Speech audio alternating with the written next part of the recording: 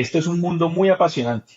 Y yo a veces hablo con emprendedores y termina uno como hype, motivado, uno pensando en cambiar el mundo a los 2 segundos y después uno se sienta, analiza números, ve las falencias, ve las preguntas que tal vez no te respondió la pregunta que querías, sino que te echó otro cuento para hacer más hype. O sea, invertir no es una ciencia exacta, pero sí, entre más apliques un framework de ciencia, o sea, analice las cosas en frío, analice las cosas una y otra vez, no se invierte con el corazón, se invierte con la cabeza.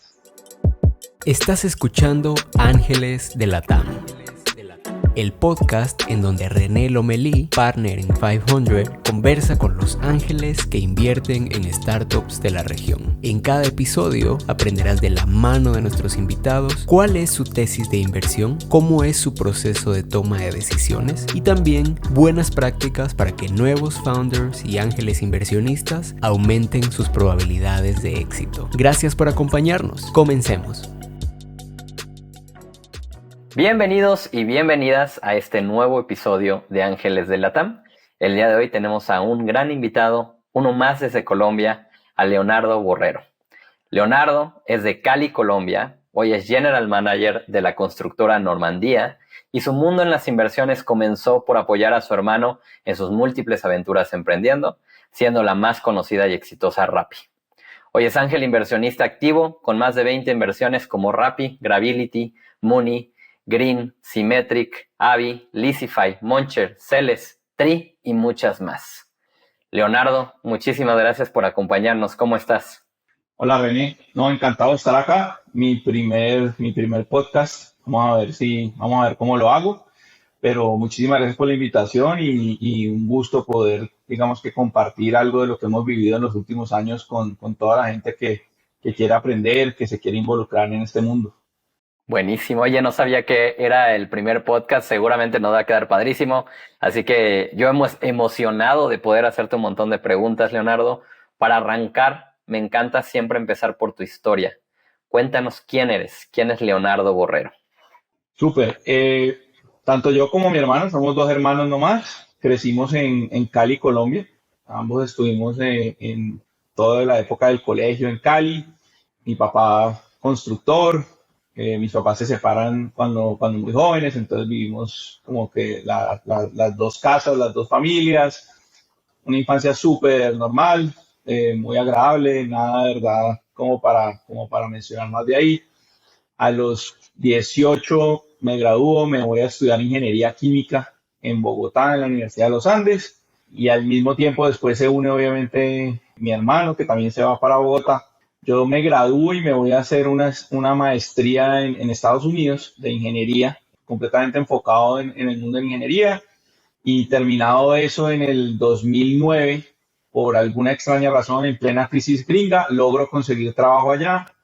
Arranco mi carrera en CPG, arranco trabajando para Kraft Foods en Boston, en Estados Unidos, ya segunda ciudad en Estados Unidos. Yo estudié en Tampa, después me mudé a Boston, estuve un par de años ahí, después me reclutó Unilever, me mudo de nuevo y con ellos duró como 4 o 5 años trabajando en proyectos de transformación, digamos que grandes proyectos de infraestructura dentro de la empresa, hasta que digamos que la vida me pone enfrente una decisión. El siguiente rol lógico por lo que estaba trabajando se da en ir a manejar una planta en Kansas y no encontramos, digamos que ese fit. eh, Mucho de lo que se ha visto y de lo que pasó con Trump en cuanto, digamos, a la polarización gringa y a los extremos en cuanto a extranjeros, a latinos, a afrodescendientes, ya se veía en Estados Unidos en esa época. Entonces tomamos la decisión con mi esposa de irnos, me fui a España a hacer un MBA. Durante el MBA, pues también contemplando caminos de vida, mi papá decide pues, ofrecerme que me devuelva a trabajar en la empresa de la compañía y por eso termino de vuelta en Colombia. Estuve 3 años en Bogotá y después ya con una hija terminamos de vuelta en Cali. Cuando me fui de Cali a los 18, creo que nunca en la vida pensé que volvería a Cali, pero termino en Cali. Digamos que cuando vuelvo a Colombia, Simón ya estaba, digamos que un poco más consolidado en Rappi. Rappi arranca, para mí, pues, que es antes de lo que arranca. Rappi arranca en el 13 como unidad distinta. Y entonces al mismo tiempo de ir viviendo mi carrera profesional, pues vamos viendo cómo va creciendo Rappi. Y cuando llego a Cali, también encuentro en Cali, digamos, un ecosistema emprendedor muy, muy débil, unos jugadores claves tratando de hacer un esfuerzo para sacarlo adelante. Digamos que los últimos años he estado manejando la constructora y también dedicado como a tratar de mejorar ese ecosistema de la región, que digamos que Bogotá y Medellín son ciudades más conocidas en ese sistema, pero Cali ha venido haciendo pinitos de la mano pues de gente que se la está metiendo todo acá. Esa es digamos como la historia de mis últimos 20 años. Buenísimo. De hecho, gracias a probablemente algunos de esos involucrados que mencionas de Cali, pues es como tú y yo nos conocimos en un evento en Cali, en el Capital Summit, si no me equivoco, principios de septiembre, ¿no? Que definitivamente hizo muchísimo ruido, a mí dejándome sorprendido de lo que estaba pasando en Cali, cuando mi percepción, no siendo de Colombia, es que lo que estaba pasando de emprendimiento sucedía más en Bogotá y en Medellín, como justo mencionas, ¿no? Sí, total, ha sido pues, creo que la Cámara lleva una década trabajándolo. Nosotros ya en Cali, ya llevo 5 años en Cali, ha sido una evolución muy bonita ver ese evento. El año pasado había ido mejorando, pero lo de este año sí fue algo significativo. Pues atrajo gente de todo el país y atrajo gente de todo el mundo, que es lo que necesitamos porque casi que hay más confianza en el ecosistema emprendedor local de gente de afuera que de la misma gente local. Y eso es lo que hemos estado tratando de construir, que el local apoye primero al local para salir a buscar adelante oportunidades en otros lugares. Oye, ¿y por qué, siendo tu negocio principal el tema de la constructora, por qué involucrarte y hacer esto en paralelo de promover esto para específicamente tu ciudad, para Cali, y promover emprendimiento, inversiones, creación de ecosistema? ¿Por qué te empiezas a meter en todo esto? Digamos que termino metido muy por la relación pues con Simón. Obviamente todos los otros emprendedores, digamos, que siguen detrás, muchos de ellos son inclusive caleños, muchos de ellos son conocidos. José Jair Bonilla de Chipper se graduó con mi hermano del colegio. Eh, los mellizos se graduaron de un colegio, los conocía desde joven, los conocía desde la época de la universidad. El fundador de Muncher se graduó con mi hermano en el colegio. Entonces, digamos que estamos muy relacionados y todos ellos, a pesar de haber sido grandes emprendedores y haber logrado cosas muy rápido, ninguno de ellos lo pudo lograr en Cali. Todos ellos arrancaron por fuera de Cali. Entonces, pues yo tengo una concepción, no creo que sea particular, pero sí un poco distinta de lo que es de este tipo de inversiones.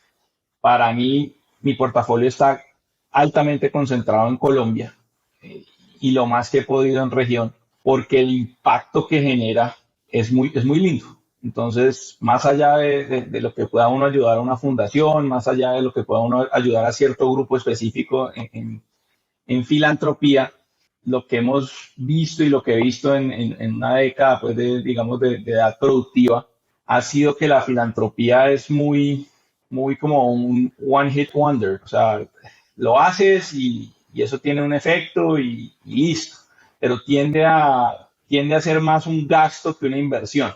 Mientras que las empresas, incluyendo las que hayan fracasado hoy, que obviamente hay varias en el portafolio, pues toda la plata que se levantó, toda la plata que se consiguió fue una inyección directa a generar empleo, a atraer talento, a generar oportunidades para la región. Entonces, creo que ese ha sido como mi lado más de filantropía, no puro, sino buscando eso, buscando algo que genere impacto, pero sosteniblemente. Creo que es innegable lo que una startup puede generar para la región donde esté basada y los beneficios que puede traer. Y ahora que estamos en un mundo, pues digamos, completamente virtual, vemos gente que está empezando a tener talento local también. Talento local que llegó a ser talento de ese nivel por haberse interesado en este mundo. Trubora utiliza desarrolladores locales desde hace muchos años. Yo creo que él fue el pionero en esto. Y eso genera también entonces que haya más interés en estudiar esas carreras, más interés en ese desarrollo. Entonces yo creo que no es una apuesta cortoplacista, no es una apuesta a tomarse una foto entregando un edificio nuevo a alguna institución, es una apuesta a generar crecimiento económico sostenible para la región. Creo que eso es lo que nos motiva a eso. Y pues, ¿por qué combinarlo con construcción? Construcción pues, es un negocio completamente tradicional, es un negocio bastante complejo porque tiene una cantidad de relacionamiento con entidades públicas. Nosotros hacemos en especial vivienda de interés social, que es vivienda de bajo costo. Es un mundo que también genera impacto, pero lo genera de una manera distinta en una empresa más tradicional, y abrir la mente y mirar todos estos modelos de negocios nuevos alrededor también nos ha generado hacia la empresa unas posibilidades de innovación y de conocimiento de lo que está pasando en otros aspectos que podamos incorporar en nuestra operación. Entonces, digamos que es two-sided. Uno es pensando en el impacto y dos es porque de todos modos como empresario estar mirando a quienes están revolucionando otros sectores le favorece a uno. Como dicen, o uno revoluciona o alguien lo revoluciona a uno. Coincido completamente contigo y me encanta la coincidencia. Siempre en todos los episodios lo hemos platicado, de decir el inversionista que está en VC, ya sea Ángel o nosotros como fondos, sin duda hay que hacer plata, ¿no? Nos medimos por retornos. Pero escucho en tu respuesta de nuevo que la motivación número uno tiene que ver con otra cosa. Y creo que ahora que te escuchaba específicamente tú decir, oye, yo lo quiero hacer para mi país o para mi ciudad, porque otros no pudieron hacerlo, ser exitosos a lo mejor saliendo de esta ciudad. Me pregunto cómo mides eso, ¿no? Y creo que tú tuviste la capacidad y la oportunidad de verlo de primera mano muy de cerca de Rappi, ¿no? De un día a la otro ver la ciudad poblada de mochilitas naranjas es innegable. El efecto de impacto de generación de empleo, de movilizar economía, y me parece bien, bien interesante. Para ti, al principio te lo mencionaba en el intro, tu rol como inversionista nace a partir de apoyar emprendimientos de tu hermano y Rappi es el que eventualmente fue exitoso. ¿Para ti eso es un punto de inflexión en tu rol como inversionista? ¿Cómo lo ves tú? Sí, total. O sea, yo soy inversionista ángel, como se lo he dicho a varias personas, yo soy inversionista ángel por accidente. En la época en la que arranqué con Simón, pues eso no, creo que ni el término conocían. O sea, yo no era inversionista ángel, yo simplemente pues veía algo que Simón estaba haciendo, me parecía interesante y le pedía que me dejara entrar. Cuando Rappi empieza a despegar, digamos que ese potencial que se ve en ese mundo sí abre las puertas a uno a empezar a entender qué es eso. Y creo que de todos modos habré pasado los primeros años sin saber que era un inversionista ángel. Sencillamente veíamos algunas oportunidades muy puntuales y tratábamos de tomarlas.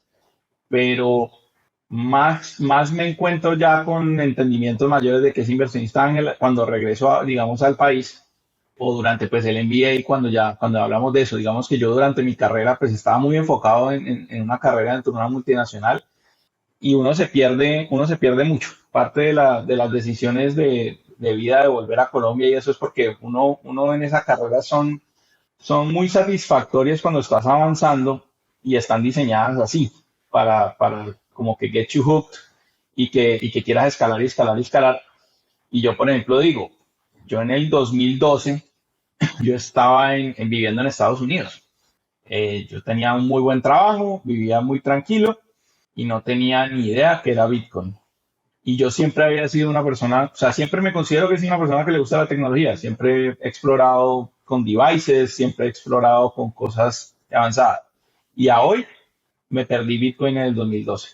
Y si hubiera invertido $1,000 en Bitcoin en el 2012, al pico hubiera tenido algo como $20 millones. O sea, hubiera sido infinitamente más grande que cualquier posibilidad de invertir en alguna startup de las que he estado, multiplicado por varios múltiplos. Entonces, digamos que es eso también que se empieza a dar uno cuenta a medida que pasa la vida de ciertas cosas que uno está perdiendo y que son relativamente fáciles de darse cuenta si uno está mirando.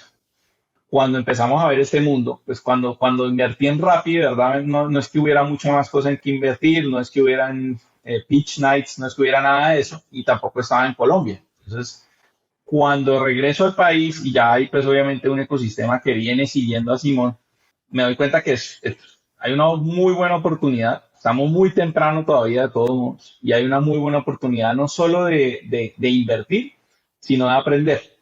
Y eso es lo que a mí me ha gustado. Por eso pues creo que he sido exitoso en poder cambiarme de... Yo soy ingeniero químico, pero nunca apliqué nada de ingeniería química. Después me salté a operaciones, después me salté a proyectos, después me salté al MBA y después me salté a manejar una constructora. Entonces, digamos que eso ha sido simplemente es un proceso de cómo aprendo más rápido cada vez, cómo logro aprender. Y en este mundo esa es la parte que a mí más me gusta. La parte que a mí más me gusta es no solo tener la oportunidad de invertir, sino tener la oportunidad de ver cuáles son los modelos de negocios que pueden o pueden no funcionar en el futuro, pero que alguien los está probando, alguien está compartiendo y es gratis, digamos que verlo por lo menos. Yo creo que esa parte fue como la que nos llevó a meternos, por lo menos a mí, pues a meterme en ese mundo de tratar de mirar y de mirar todo lo que hay disponible para aprender. Oye, Leonardo, y pensando que sí es un punto de inflexión, me gustaría regresar tantito en el tiempo, porque me habías platicado que invertiste en varias de las cosas en las que intentó Simón antes emprender y que varias de esas fracasaron. Entonces, relativamente podrías haberte perdido de invertir en Rappi si en algún momento hubieras dicho, no, ya me aburrí de invertirle a cada cosa que inicia mi hermano, hasta aquí llegué y que de pronto la siguiente era Rappi. ¿Qué es lo que te hizo, sin entender el concepto de ángel inversionista a lo mejor en ese momento, qué es lo que te hizo siempre querer seguir invirtiendo y no perderte de Rappi? Pues para ser honestos, no invertí en todas. Entonces, digamos que sí, no sé si un factor de suerte porque ya te cuento. Entonces, digamos, nosotros hicimos de todo. Hicimos una agencia, o sea, Simón arrancó una agencia digital para extras para la tele. Se montó la plataforma. Uy, creo que habían 8.000 personas registradas en la plataforma, con fotos, con su información personal, con todo. Esto estamos hablando del, no sé, el 10, no, perdón, esto debe ser, fue antes de conocer a mi esposa, fue el 6. En el 2005 arrancamos eso. En el 2005 teníamos una plataforma con 8.000 personas registradas queriendo ser extras de tele. No conocíamos a nadie en el mundo de la tele. Eso fracasó. Pero digamos que tenía ese componente tech y ese componente de cambiar el modelo de negocio de una industria. Después Simón monta, por ejemplo, una empresa que ya me imaginamos que hoy opera todavía, y ese era como un estudio de apps. En ese momento no habían apps, era un estudio para hacer páginas web. En ese yo, por ejemplo, no entré, porque pues digamos, sí, las páginas web están relativamente nuevas, pero eso era como un estudio de tecnología. En su momento los había, no era algo revolucionario. Entonces creo que siempre me sonó más que, y siempre sentí más que Simón tenía que buscarse algo donde de verdad pudiera revolucionar el modelo de negocio. Lo otro donde se intentó también fue en una página de información para políticas. O sea, Simón compró el portal elecciones.com en Colombia y se montó un portal completo donde se esperaba dar, digamos que más transparencia al proceso, más transparencia a las propuestas de los candidatos. Eso hoy suena utópico, en su momento no sonaba muy bien, claramente fue muy utópico. Eso rápidamente, por presión misma de los políticos, desapareció. Pero también era también ese fundamento de cambiar la forma en la que opera algún sector. En ese momento, pues, como te digo, política, el sector de la televisión, era independiente, pero se veía algo venir. Rappi fue eso. Rappi fue muchas conversaciones, muchos pitches que Simón me hacía, pues a mí también, no para invertir, sino como para medir de por qué estamos comprando de la manera que compramos y por qué no podemos mejorar la manera que compramos. Y nace Gravity de esa manera. Gravity es simplemente el desarrollo del underlying tech que usas todos los días en el app de Rappi. El drag and drop para cosas, la canasta, y eso nace para venderse a terceros. Nace simplemente casi como un SaaS para venderse a terceros. Y es durante el proceso de Simón tratar de comercializar esto que nace la idea de Rappi por la frustración de que los retailers existentes no fueron capaces de percibir que lo que hoy es Rappi fuera posible. Esto lo compra el Corte Inglés en Madrid.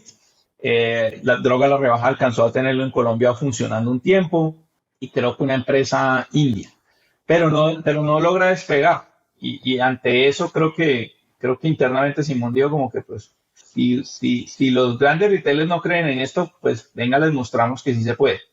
y creo que ahí da el paso. Obviamente con infinitos pivotes, infinitas iteraciones, infinitos aristas de lo que Rappi hoy es, porque Rappi también arrancó pensando en tiendas antes que supermercados y antes que restaurantes, y obviamente pues en un proceso de evolución normal de una startup fue moldeándose en lo que fue hoy, pero fue eso. Y creo que por eso también invertí en Rappi, es porque era la posibilidad de cambiar la forma en la que el mundo funciona, sin entender obviamente el camino que se venía.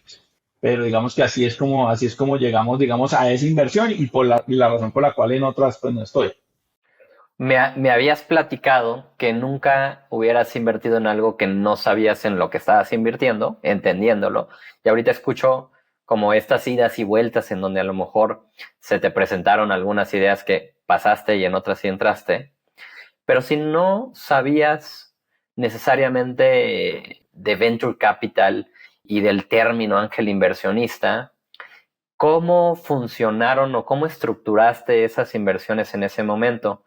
¿Le transferías dinero a tu hermano y luego veían qué hacer? ¿O cómo? O sea, me cuestiono porque pues entre familia a lo mejor puede ser sencillo, pero luego con la falta a lo mejor de estructura o sin o con estructura, pues eso luego se desencadena a veces en tragedias familiares, ¿no? Entonces me gustaría que nos cuentes de tu lado cómo funcionó.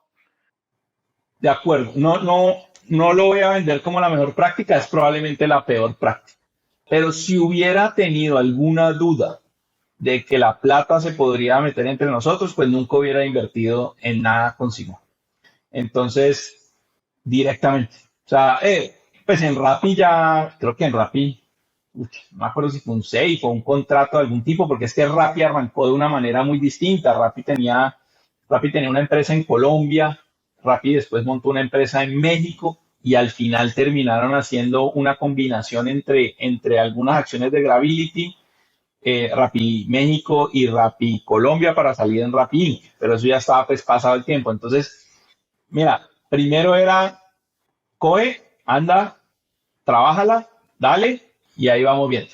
Nunca, como te digo, varias veces en las que no funcionaron, en algunas creo que habremos alcanzado a firmar algo si es que habían algunos otros socios, pues en esas habían socios externos, entonces digamos que algunos amigos de Simón o conocidos, pero sí, o sea, no lo digo como mejor práctica, pero sí fue así de sencillo, o sea, ¿a dónde pongo la plata? Y arranca a trabajar que se veía venir algo interesante. Y en su momento, sí, creo que es lo que te digo. Si yo hubiera percibido que a mi hermano no le puedo dar plata o va a desaparecerse o va a pasar algo con esa plata, creo que así hubieran habido papeles de por medio, pues no hubiera invertido. Entonces, pues creo que somos afortunados, fuimos bastante bien criados en ese aspecto. No hemos tenido jamás en la vida una discusión por medio peso. Cuéntame, cuando platicábamos hace un par de semanas me decías, y no me gustaría a lo mejor nada más hacer esto una respuesta de Simón, sino de cómo encontrar un emprendedor exitoso. Me decías, yo tenía muy claro que Simón nunca iba a trabajar para nadie y que iba a terminar haciendo algo grande, y de pronto por esa percepción que tenías de él fue que múltiples ocasiones lo apoyaste, independientemente de los fracasos previos. Desde tu punto de vista, ¿qué factores tiene una persona que podías identificar en él que hoy probablemente te sirven para identificar ese perfil en sus días tempranos para hacer nuevas inversiones? Bueno, hay cosas básicas. Indudablemente no creo que, no soy psiquiatra, no soy psicólogo, no soy perfilador del FBI, o sea, no digo que yo tenga la clave. Creo que uno siempre busca ciertos rasgos de uno mismo en alguien más para sentir confianza, o ciertos rasgos de alguien que uno conozca muy bien, como de Simón en alguien más para sentir confianza. Y lo que he recopilado para mí básico es la capacidad de trabajo. Y sí, claro, todo el mundo te dice que trabaja como una máquina, pero hay muchos que te lo dicen mientras pausan Netflix para responderte eso y después vuelven a ver Netflix. Eso hay formas sencillas de medirlo. O sea, ¿por qué vamos a tener una conversación mañana si son las 7 de la noche y la podemos tener hoy? ¿Por qué vamos a tener una conversación el martes porque el lunes es festivo si la podemos tener el lunes en 15 minutos y explicarme tus cosas? la gente que es muy trabajadora tiende a tener gente muy trabajadora que lo sigue. Entonces, conozco a alguien que trabaje para ti, o sea, es relativamente fácil darse cuenta cuando ya uno quiere averiguar de verdad si alguien tiene esa capacidad de ser una máquina trabajando. Eso no es tan normal como lo hacen ver hoy en día, eso no es tan común como todo el mundo cree que trabaja duro y es muy difícil reconocer que uno no trabaja a esos niveles. Se necesita tener como una conciencia personal mucho más grande para uno saber, pues yo no estoy trabajando como Simón, porque cuando cada vez que miro a Simón, tiene implantado ese iPhone en la cabeza y literalmente llamada tras llamada y no deja ir nada. Entonces eso combinado con eso, con no deja ir nada, que es resiliencia. Es lo que te digo, cuando fue a arrancar Rappi, pues era una vaina con tiendas de barrio. Hoy Rappi no tiene relaciones con tiendas de barrio. Entonces, digamos que ese es el nivel de resiliencia que tiene que tener el emprendedor para que le cambie el mundo entero enfrente y él siga peleando contra eso, con tal de que tenga una buena idea. Eso también es el downfall de muchos emprendedores. La resiliencia no es terquedad, es si tú estás metiéndole mucho trabajo a algo, y eres resiliente, rápidamente también te das cuenta si estás en el camino correcto o no. Entonces, esa es básica porque es que sin esa puedes ser brillante, pero si no la vas a meter el trabajo, no creo que saques adelante una empresa. Puedes ser un excelente CTO, puedes ser un excelente COO, pero no puedes sacar adelante tú la empresa. La otra es, tienes que comunicar bien. Si yo me reúno con alguien y no es capaz de explicarme en 5 minutos lo que hace, pues un VC no le va a dar más de eso. O sea, yo soy más lineal porque uno es ángel y uno trata de ayudar, pero pues un VC no le va a dar más de eso. Entonces, tienes que ser buen comunicador. Esto es culpa de dos cosas. Hay veces la idea sencillamente no es buena, hay veces tu idea es demasiado compleja, demasiado enredada y sencillamente, pues, por más que lo comuniques, pues tal vez simplemente no estás comunicando lo que es. Pero en muchos casos no son necesariamente buenos comunicadores. Y ser buen comunicador no tiene que ser necesariamente la persona más carismática. Yo creo que ahí perdemos, hay veces, la vista. Ser buen comunicador no es que te puedas montar mañana en una tarima a hablarle a 3.000 personas en 5 idiomas y echarles un chiste en el medio. No, ser buen comunicador es que puedas comunicar claramente lo que tienes que decir. No te tienes que sonreír, no me tienes que alabar, no me tienes que decir nada, pero sí tengo que entender rápidamente lo que haces. Si yo veo que hay alguien que tiene una muy buena capacidad de ejecución y me puede explicar rápidamente lo que hace, yo creo que ahí ya hay por lo menos un primer paso para entrar a pensar en una diligencia. Entonces, digamos que hoy cuando me llega algo, trato de tener una llamada de 10, 15 minutos máximo con esa persona y en eso ya trato de sentir y de ver. Y obviamente, pues valores personales ayudan mucho. Esa no es una clave, pero ayudan mucho. Una persona, pues, muy distinta a uno, se vuelve una inversión distinta es por eso, porque uno tiene que tratar de entender muy bien, pero también entender, es más fácil entender si alguien te lo está explicando en la forma que tú entiendes. Por eso tal vez, no sé, obviamente uno como VC o como Ángel inclusive, pues yo debería estar viendo lo que está pasando en India, pero los recursos son muy limitados para yo sentarme con un hindú a que me explique realmente qué está haciendo allá y un mercado allá. Entonces, digamos que esa es otra limitación que tengo y por eso tal vez lo hago geográficamente más que todo en Colombia porque quiero, pero también porque probablemente son las mejores chances que tengo de que sea exitoso el portafolio. Claro, porque es lo que entiendes, ¿no? Y a la gente que entiendes y a la gente que puedes medir por lo que acabas de escribir. Me encantó cómo describes el tema de buen comunicador y coincido completamente contigo. La combinación de ser un gran ejecutor con buena comunicación, también a mí son cosas que me gusta medir en los equipos que estamos evaluando. Y me hiciste pensar en cómo es que un gran vendedor, que es a lo mejor aquel que describías en ese escenario, no es igual que un gran comunicador con buena ejecución, ¿no? Total. Y todos creo que hemos podido caer en eso. Hay grandes vendedores delante de malos negocios y delante de eso. O sea, eres un gran vendedor con un gran COO o un gran CTO puede ser un gran equipo, pero entonces, pues mi siguiente pregunta sería, ven, ¿cuál es tu equipo? Hablemos con el equipo para encontrar esa capacidad de empuje en alguien más, porque el gran vendedor, y de nuevo, y volviendo también al mismo ejemplo de Rappi, pues hay un co-founding team muy temprano, o sea, por eso, porque se complementan muy bien y tienen habilidades muy distintas, que también es clave, o sea, y volvemos a ver lo mismo, después apareció esa figura de solo founder y que ahora ya creo que estadísticamente está probado que no es lo más deseable. Y creo que es perfectamente por eso. Pedirle a alguien que tenga todos los tics en todos los boxes, pues es muy jodido. Entonces, sí formar un gran equipo te ayuda con eso. Al final del día no necesito que una persona cumpla todo, pero sí necesito que dentro de la organización hayan todos sus valores, ojalá con mucha fortaleza para poder sacar adelante la empresa. Este podcast es traído a ti gracias a Descubre.vc, la plataforma que consolida las noticias del ecosistema de startups en LATAM. ¿Quieres estar al tanto de todo lo que sucede en nuestra región? Entra a Descubre.vc y regístrate hoy. Continuamos. De acuerdo. Mencionabas que un gran porcentaje de tus inversiones están en Colombia y del impacto que eso genera. Y hace un par de semanas cuando platicábamos, me decías que impacto era la cosa número uno que te movía para seguir invirtiendo. Y me quedé grabada esta frase que me dijiste: si todo fracasara, me quedo tranquilo porque se hizo impacto.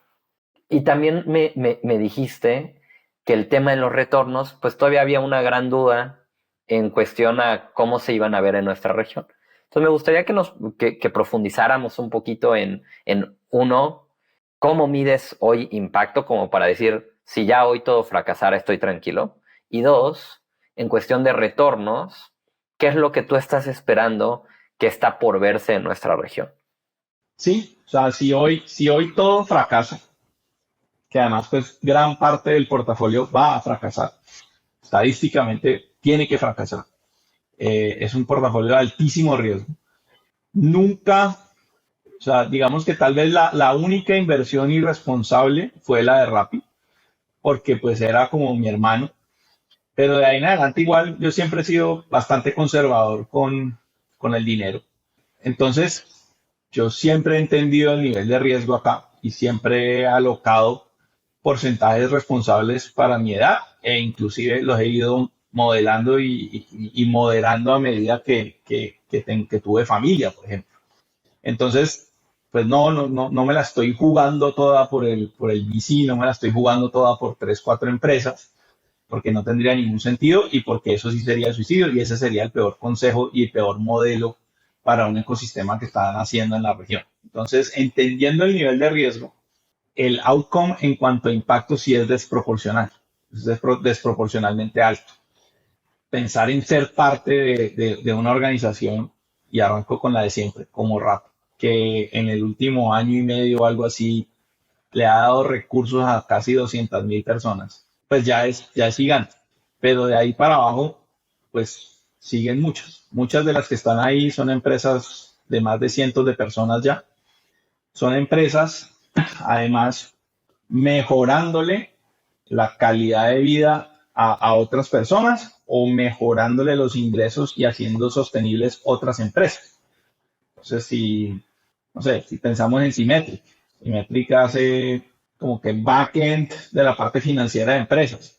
Hay muchas empresas que probablemente son más rentables hoy y tienen la posibilidad de o contratar más gente o de expandirse o de crecer gracias a una startup. Leasify es lo mismo. Leasify le da, primero que todo, también una llegada a un número mucho más grande de contratistas a que lleguen a constructores y que tengan una relación más estable. Entonces, el impacto no es solo el directo sobre, digamos, oh sí, cuántos empleos generan las empresas que tengo en el portafolio, sino que claramente para mí una tesis de inversión en la cual tengo completamente vetados ciertos sectores y ciertas iniciativas. No es de mi interés una plataforma de apuestas online, no es de mi interés ese tipo de juegos donde puede haber plata rápida, pero donde de verdad pues tienes esas externalidades negativas. Y la idea aquí no es mirar cómo después uno con unos pesitos trata de tapar las externalidades negativas que está generando, sino al revés. Es pensar cómo de verdad todas estas externalidades positivas se vuelven una tras otra tras otra. Y esto es en esta primera generación. pensando pues a largo plazo, como te digo, pensándolo no como portafolio de inversión, sino como un portafolio de impacto, todos estos emprendedores que estamos apoyando, pues no necesariamente la primera va a ser la que la reviente, pero se están formando, están aprendiendo, están formando equipos, están sacando gente adelante, están mostrándole a la gente que hay otras formas de hacer las cosas. Ellos van a terminar inyectados en esa economía, si no es en su propia startup, inyectados en esa economía en otra startup o en trabajo o en empresas tradicionales, generando mucho más desarrollo. Todo eso, pues no por mi inversión, pero sí, pues digamos, por la inversión de todos los que invertimos y de todos los que decidimos apoyar el ecosistema. Entonces, en cuanto a impacto, digamos que ni siquiera me ha dado el gusto de sentarme un día a llamar a todos los que he invertido, a decirle, oye, ¿cuántos empleos tienes hoy para calcular y poner en una diapositiva? No lo he hecho porque, o sea, no me hace falta, porque además va mucho más allá que eso. Entonces, digamos que ese sí es innegable. Si voy a la parte de inversión, pues la mayoría está muy temprano. Yo invierto muy temprano porque obviamente pues, estamos hablando de tickets muy pequeños. O sea, yo soy angelito, no ángel todavía, sino angelito. Son tickets muy pequeños, entonces me gusta entrar muy temprano. Eso obviamente indica un nivel de riesgo mucho mayor, pero también unos retornos esperados un poco más adelante. Entonces, si pensamos, yo habré arrancado como ángel realmente hace unos 5 años, 5 o 6 años, haciendo múltiples inversiones. Entonces, digamos que todavía estoy empezando a llegar a ese punto. Claro, ahora justo tocó el momento duro. Lo que espero es que se prolongue en las que sobrevivan, pues pueda prolongar 1 o 2 años más ese ciclo de 7 años que teníamos todos pensado antes, que igual pues era más que una expectativa firmada, era una expectativa nomás. Entonces, sí hay de todo. Si hoy veo valoraciones de algunas cosas que hay por ahí y otras, yo diría que el retorno es en general positivo. No hay, digamos, si lo hago como fondo, veo retornos positivos, no es como que me esté descalabrando, pero sí hay empresas hay unas que han desaparecido sin lograr nada y hay unas que han logrado unas cosas súper espectaculares para sencillamente desaparecer después. Me acuerdo una vez aprendiendo esto, porque también obviamente esto no se aprende solo, haciendo un curso de VC que hicimos con la Cámara de Comercio acá en Cali, alguien nos soltaba que de un portafolio de 19 podrías esperar una, dos o tres que salieran adelante y el resto que desapareciera. A hoy no voy tan mal como eso, creo que todavía hay varias vivas, pero también he ido moderando esas expectativas porque la idea tampoco nunca fue pues muy chévere si le pegas a otro Rappi, pero esa puede ser una en un millón. Entonces tiene uno que tener la convicción de que está haciendo esto por algo más que la plata, porque si no, pues tal vez terminaría cambiando todo el portafolio a cripto. Oye, me encantó la definición de soy angelito.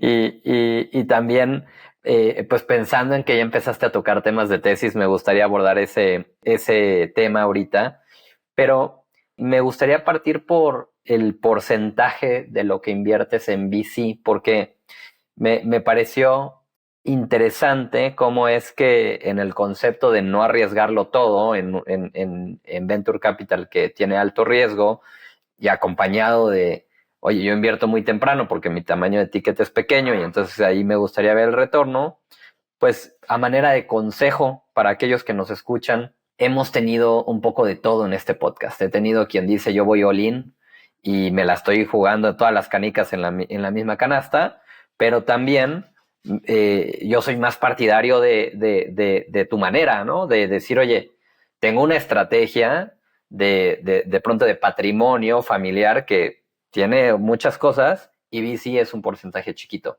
¿Qué porcentaje o cómo lo llevas a cuando te pones a planear cuántas inversiones, qué tamaño de ticket al año, en qué periodo? Como que me gustaría escuchar cómo lo definiste para lo que tú haces a nivel personal. Ha cambiado mucho porque cuando arranqué, pues estaba casado, pero pues digamos que mi novia de toda la vida y mi esposa, entonces digamos que era como si estuviera casado, no, ni iba ni venía, pero estaba solo. Hoy tengo 2 hijos. Cuando arranqué estaba en Estados Unidos con X potencial de ingresos casi asegurados por una multinacional. Hoy trabajo para una empresa familiar. Entonces ha cambiado mucho. Yo creo que Cuando estaba sin ningún lío, yo creo que no veía ningún problema en el 30% de tu net worth, tenerlo en altísimo riesgo en esto, pensando en el componente, juntándolo con el componente filantropía. Entonces, digamos, si tú eras alguien que siempre estabas pensando en un 10-15% en filantropía, yo lo que hacía es, pues, júntalo acá con otro 10-15% y estate expuesto 30% a startups. Hoy, obviamente, ex Rappi, si quito a Rappi del portafolio, trato de estar por debajo del 20% de exposición. Además que venimos de unos años complicados, yo creo que pudo haber bajado en estos últimos 2 años, último año y medio pudo haber bajado, porque yo sí me considero un inversionista anti-FOMO. A mí donde me muestran una catástrofe de corto plazo, yo estoy ahí para invertir. Entonces, este último año y medio, honestamente, en Colombia competir con CDTs del 19% era muy difícil. O sea, tengo CDTs todavía abiertos al 19% en bancos de primer nivel, o sea, no, ni siquiera pues en startups o en cosas que tengan riesgo. Eso sí creo que le bajó un poco la exposición en el último año y medio. Las valoraciones se pusieron demasiado, demasiado locas y creo que mucha gente entró en FOMO.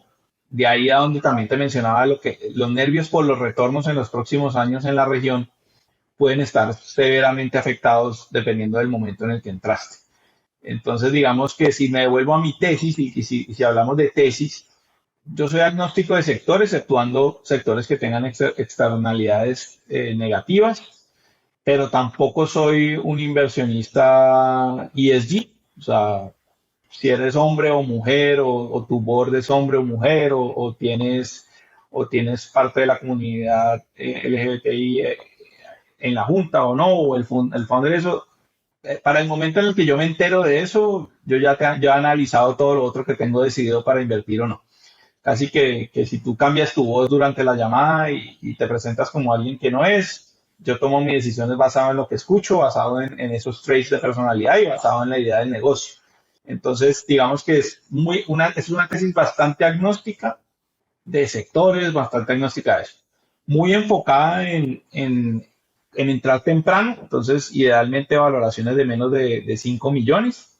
He escuchado grandes ideas y grandes cosas con valoraciones en los 20 a 50 millones, pero sencillamente ya no tiene sentido para mí. Ya no tiene sentido para mí porque pues, el riesgo sigue siendo todavía muy alto, como lo vimos ahora, y el upside pues ya se me vuelve mucho menor, y lo que te estoy aportando pues ya no tampoco es tan importante.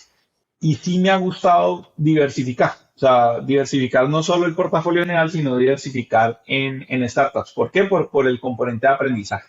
Es probable que sea una mejor tesis tú simplemente decir yo solo hago empresas del sector de restaurantes y me voy a especializar en eso. Chéverísimo, pero a mí se me hace una vida muy aburrida. Entonces, dentro de la lista lo es. Hay empresas relacionadas con el sector inmobiliario, con el sector de la construcción, los restaurantes, hay SaaS, hay SaaS, pero pues SaaS para comercios pequeños, hay SaaS para comercios gigantes. Tengo energía, tengo una de tokenización de energía eólica, hay un poquito de todo que me mantiene también como despierto y como viendo qué está pasando en muchos sectores. Entonces, quisiera decirte que tengo una tesis sofisticada, pero no. O sea, es más una tesis que también se fue armando con el tiempo. Y en cuanto a locaciones, sí, yo pensaría que dependiendo del momento de vida donde estés, yo no subiría del 30 de todos modos. ¿Por qué? Porque pues puede ser muy insostenible. Mi 20-15% que está haciendo hoy, solo el hecho de que solo sea el 15 me permite hacerlo continuamente y sosteniblemente. Versus si tú metes el 40, 50, 60% de tu net worth en una camada y no eres capaz de generar, tienes un par de años malos y no eres capaz de generar más excesos para invertir, pues terminaste demasiado enfocado también en lo que estaba pasando en ese momento en el mundo y te pierdes de oportunidades como las que estamos viendo ahora, donde ya hubo un descalabro y ya estamos viendo de empresas con una atracción genial a unas valoraciones otra vez muy sensatas. Completamente de acuerdo. Ok, mencionabas todo lo de tesis que quería escuchar, ya lo platicaste. Nada más reforzar el tema de región. mencionábamos, y creo que no lo dijimos en el podcast, pero en privado tú me contaste como 95% hoy enfocado en Colombia, lo cual es altamente concentrado en Colombia. ¿Hacia adelante sigues altamente concentrado en Colombia o piensas en la región como ahorita mencionabas, diversificar, aprender, etcétera, como una oportunidad para también hacer eso?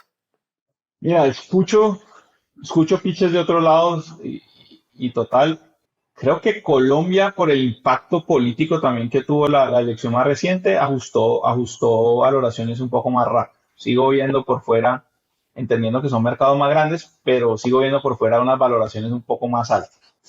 Creo que seguiré con Colombia y no por una razón de negocio. O sea, en cuanto al resto de mi portafolio de inversiones tradicionales, estoy perfectamente diversificado a nivel mundo. Entonces, que este componente esté muy concentrado en Colombia no me afecta más porque, por ejemplo, pues mercados de capital público en Colombia es un mercado en el cual no estoy. El nivel de concentración, los pocos jugadores, la baja liquidez, es como dato curioso. El mercado de valores de Colombia no tiene impuestos, no hay impuestos. Si tú compras una acción a 1 peso, la vendes a 100 pesos, eso es libre de renta en un país como Colombia. Y aún así no hay volumen.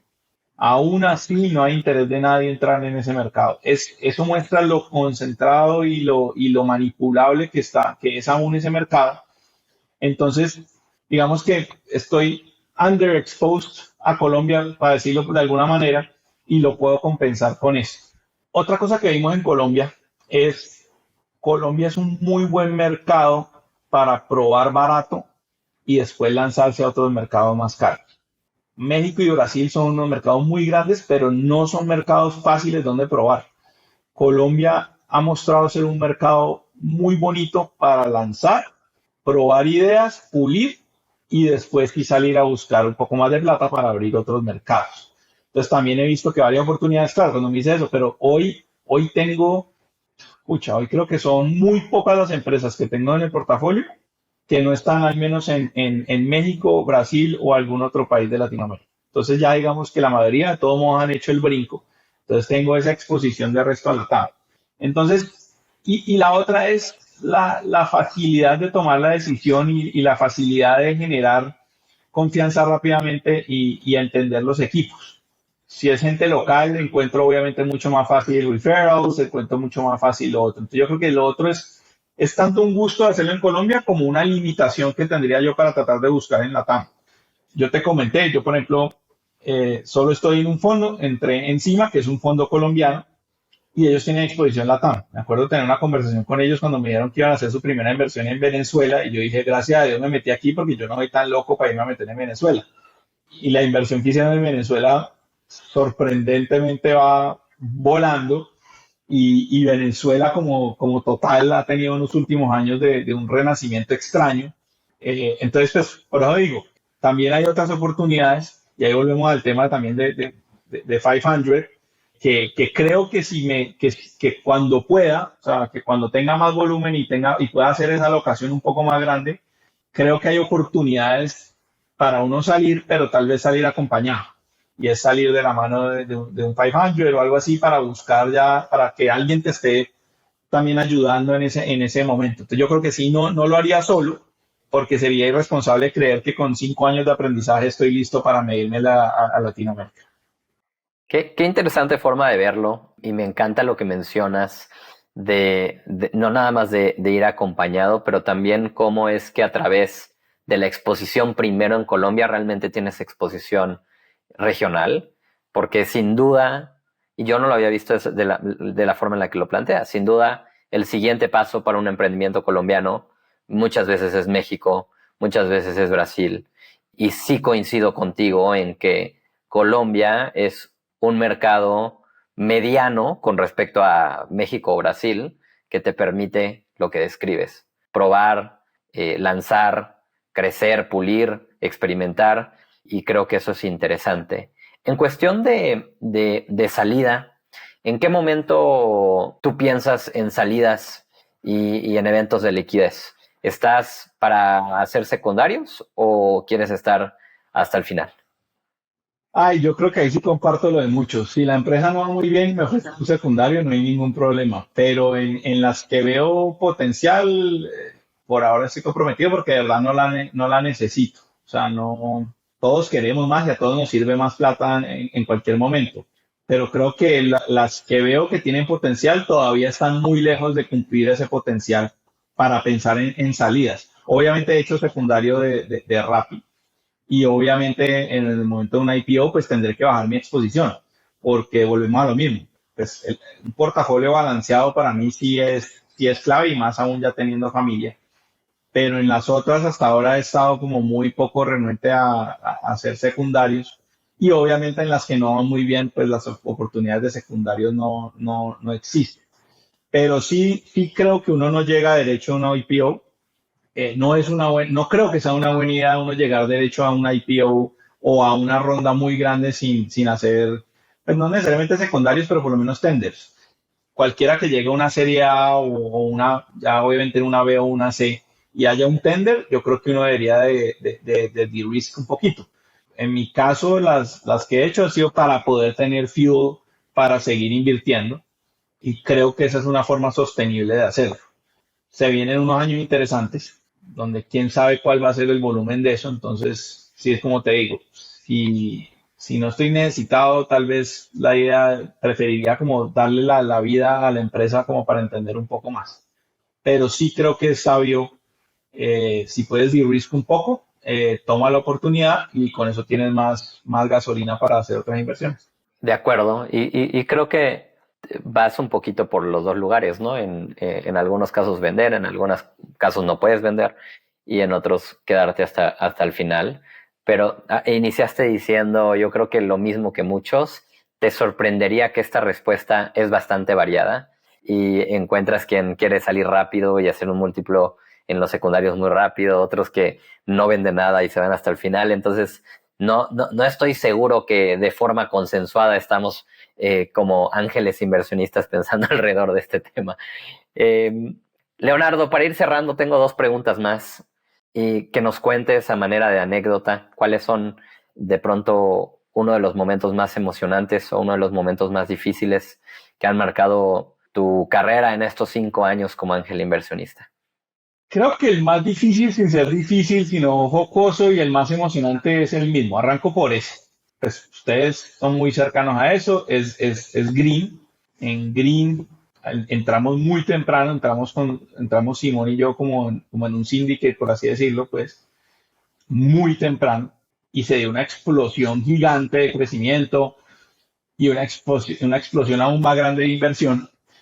Y creo que Green no me acuerdo exactamente en cuánto tiempo, pero yo creo que en un año y pico, pasa de un cap de más o menos 8 de sub 10 millones a estar a punto de cerrar una ronda con masa a cap de 800 millones, algo así. Eso era un 100x. De nuevo, esa es una superior a los múltiplos de Rappi. Obviamente nuestra inversión era mucho más pequeña, pero era casi como una validación no merecida de ser ángel. Era como, oiga, cómo carajos invierto en Rappi y le pego y después vengo e invierto en estos manes y también la voy a reventar? Es como que esto no puede ser así y efectivamente no fue así. Eh, Creo que ustedes saben mejor la historia. Yo no soy de alargar los dolores, entonces por ahí encontré un podcast, el que creo que tú me mandaste un podcast sobre ellos. No he tenido el corazón para oírlo, sobre lo que pasó, pero lo que pasó pues fue, por algún motivo se alargó un poco la cerrada de la ronda y le revienta en la cara a SoftBank el problema de WeWork. Y SoftBank, pues en ese momento creo que hasta se retiraron de la TAM, ellos hicieron como un pullback súper fuerte y a los meses, a los 2 meses, 3 meses, obviamente se quedan sin liquidez para operar y de ahí en adelante, pues obviamente eso ya no existe. Entonces esa es como la montaña rusa que creo que muchos ángeles pueden haber vivido, no necesariamente en esta magnitud, pero hay veces ves que las cosas van muy bien y de repente desaparece. Caso similar lo que pasó con Mooney. Mooney también levanta una ronda de 20 millones y al año no logra levantar más, no logra no logra probar ese modelo de negocio. Esa es la otra que estamos viendo y que creo que pegaba para unirlo a lo que hablamos antes de qué veo en retornos a futuro en la TAM. Y es eso, todavía hay muchos negocios que tienen modelos de negocio muy innovadores, pero que hoy no sabemos si van a ser sostenibles o no.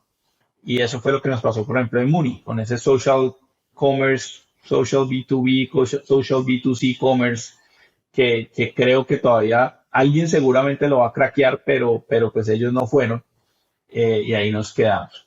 Obviamente el mayor éxito pues es Rappi, pero Rappi obviamente como todas estas startups eran momentos donde estabas al borde, al filo de que también nos pasara eso, al filo de que te quedaras sin liquidez y tuvieras que sacar a media empresa, si no a toda, y de repente entraba una ronda gigante.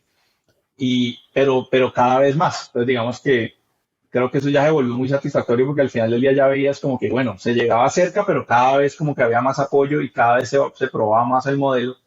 Y obviamente, pues viendo a Simón ahí, obviamente a nivel de satisfacción, pues no hay nada mejor que ver a un familiar y más al hermano reventándola de esa manera. Entonces creo que esa satisfacción no la va a superar ningún retorno económico, así invierta en ocho cosas más que hagan 100x. Como satisfacción esa, como sorpresa positiva y negativa, el caso de Green. Oye, todo esto que acabas de mencionar me voló la cabeza porque de entrada nosotros también estábamos invertidos en Green y como mencionas conocemos la historia y sin duda ahorita que decías, oye, es una montaña rusa de emociones, específicamente en Green lo fue, pero en un periodo bien cortito de tiempo vivimos los más altos y los más bajos muy rápido y sí, una locura. Y de lo que escuchaba de esto último, algo que yo te diría que se sentía cuando iba a Colombia por ahí en 2000, ¿qué será? 17, 18. Rappi generó un efecto de inspiración muy grande en la historia de emprendimiento en Colombia y se sentía. Yo llegaba a un Colombia en donde el colombiano, emprendedor o no emprendedor, sentía Rappi suyo. Y no me puedo imaginar esa satisfacción que mencionas viendo lo que tu hermano, que es hermano más pequeño, es el que hizo ese efecto, ¿no? Y no me puedo ni imaginar ese sentimiento y cómo lo describes de no haber otro retorno que me vaya a superar ese momento de emoción. Total. O sea, no hay forma de medirlo. O sea, creo que yo nunca he usado esta palabra, pero creo que es surreal. O sea, cuando la gente la usa, yo digo, uy, qué ridículo, pero sí es surreal. O sea, yo no creo que uno lo pueda entender completamente, porque pues, es como te digo, en cualquier momento pudo haber fallado por mil razones y llegar a donde ha llegado. Y no solo lo que generó en los emprendedores, sino abrirle esa puerta al capital de afuera al país. O sea, un país con un estigma gigante nuestro, donde VCs jamás en la vida habían pensado poner un peso, que de repente lleguemos al punto donde entre en una inversión nada más, prácticamente la inversión más grande que se ha hecho, pero atado a que esa inversión y esa confianza de los que van más adelante significó que todos los que van más atrás, los Tigers, los Monashis, empezaron a mirar la región y empezaron a mirar Colombia específicamente. Y muchos lograron cerrar rondas, muchos sacaron empresas adelante, otras que no, pero muchos lograron esa inversión. Es por eso, por esa visibilidad de que, oiga, si están pasando cosas, si hay mercados reales, o sea, si hay capacidad de ejecución, si hay la forma de sacar empresas adelante, para lo que para muchos en otros países del mundo podría ser un platanal. Entonces creo que ese cambio va a durar generaciones, y ese cambio, como te digo, no lo puedo medir pues con ningún retorno de ninguna otra empresa va a superar lo que es ese impacto, porque eso sí es impacto en una escala que nunca uno se imagina que podría llegar a impactar. Entonces obviamente tenerlo en la familia, pues el orgullo es gigante. Qué padre escuchar eso, Leonardo. Ahora sí, para cerrar mi última pregunta, y con esta me gusta cerrar este podcast, un aprendizaje o un consejo de algo que te hubiera gustado saber antes de empezar a invertir, que hoy, 5 años después de hacerlo profesionalmente, te hubiera servido en ese momento hacer esa primera inversión. Uf, son tantos, pero para compartir uno, Las inversiones no es una ciencia exacta, pero sí es una ciencia. Entonces las inversiones no se pueden tomar en caliente con sentimientos. Entonces, si tengo que decirle a alguien algo, esto es un mundo muy apasionante. Y yo a veces hablo con emprendedores y termina uno como hype, motivado, uno pensando en cambiar el mundo a los 2 segundos y después uno se sienta, analiza números, ve las falencias, ve las preguntas que tal vez no te respondió la pregunta que querías, sino que te echó otro cuento para hacer más hype. Entonces te hizo sentir muy bien, pero no es ahí. Entonces, eh, claro, invertir no es una ciencia exacta, pero sí entre más apliques un framework de ciencia, o sea, analice las cosas en frío, analice las cosas una y otra vez, no se dejen afanar. Me perdí oportunidades por no afanarme, claro, pero también me he perdido salvadas, me he ganado unas salvadas gigantes por no afanarme. Entonces, esto es un proceso serio, tómenselo así. No es un casino, no estamos aquí para bajar la palanca y que salgan lucecitas en nuestra cara y nos emboben. Entonces sí, yo diría que para mí eso es lo más importante. Es tu plata real, es tu patrimonio real. Tómatelo tan serio como te lo tomas ir a comprar algo a un almacén. Hay que hacer debida diligencia, hay que hablar realmente, hay que indagar, hay que hacer preguntas incómodas. Si no eres bueno para hacer preguntas incómodas, si no eres bueno para presionar, si no eres bueno para sacar la información, hay amigos a tu alrededor, hay gente a tu alrededor, hay grupos de inversión que te pueden ayudar, porque eso sí lo vi pasar mucho y eso sí es muy triste porque eso perjudica al ecosistema. Entonces, si tengo que dar resumir uno de lo que aprendí, porque también le pasaba a uno al principio, es no se invierte con el corazón, se invierte con la cabeza. Uf, me encantó esa forma de cerrar, con eso nos quedamos. Leonardo, disfruté muchísimo esta conversación, estoy seguro que los que nos escucharán también. Mil gracias por tu tiempo y por acompañarnos en este episodio de Ángeles de Latam. ¿Cómo te puede contactar alguien si quisiera hablar de inversiones o presentarte una compañía? ¿Cuál es la mejor forma de encontrarte? Súper. René, primero, pues un honor, mi primer podcast. Muchas gracias por la invitación. Mira, si me quieren contactar, borrero.leonardo@gmail.com. Si quieres hablar de una inversión, lo ideal es que te consigas a alguien que me conozca, que te referencie o algo, porque pues digamos que cold calls con uno con un trabajo de tiempo completo al lado es difícil, pero bienvenido, siempre trato de revisar y de ayudar a la gente que pueda. Excelente. Pues Leonardo, de nuevo, mil gracias. Qué padre que este sea tu primer podcast. Espero que tú también lo hayas disfrutado tanto como yo platicar contigo. Y para todos los que nos escuchan, yo soy René Lomelí. A mí me puedes encontrar en LinkedIn. Si eres un ángel inversionista y te gustaría que platiquemos en este espacio, por favor escríbeme un mensaje privado y coordinemos. Para todos los demás, nos vemos en una semana en un siguiente episodio, todos los jueves. Muchas gracias. Esto fue Ángeles de Latam. Si te gustó el episodio, ayúdanos a compartir esto con más personas y síguenos para mantenerte al tanto de la siguiente conversación. Búscanos en redes sociales como @500latam y @descubrebc. Gracias por acompañarnos.